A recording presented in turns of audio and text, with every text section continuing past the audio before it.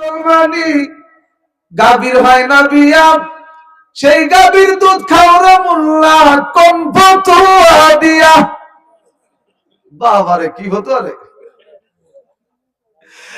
মোরগ মুরগি ফরজ গোসল করলো না জীবনে, সেই মুরগির ডিম খাওরে মুন্সি কোন ফতুয়া দিয়ে।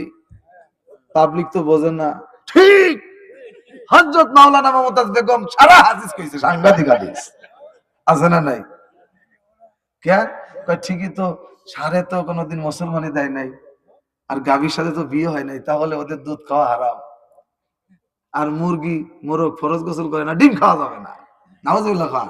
এই শরীয়ত তো মানুষের জন্য, সারের জন্য কি মুসলমানি আছে? মুসলমানি তোর বাপের জন্য, ঠিক না? তোরে বলেন তোর বাপের মুসলমানি হয়েছে কিনা তাই দেখ, আর তোর মা কি কবল পরে তোর বাবার সাথে বিয়ে করে আইছে নাকি তাই দেখ।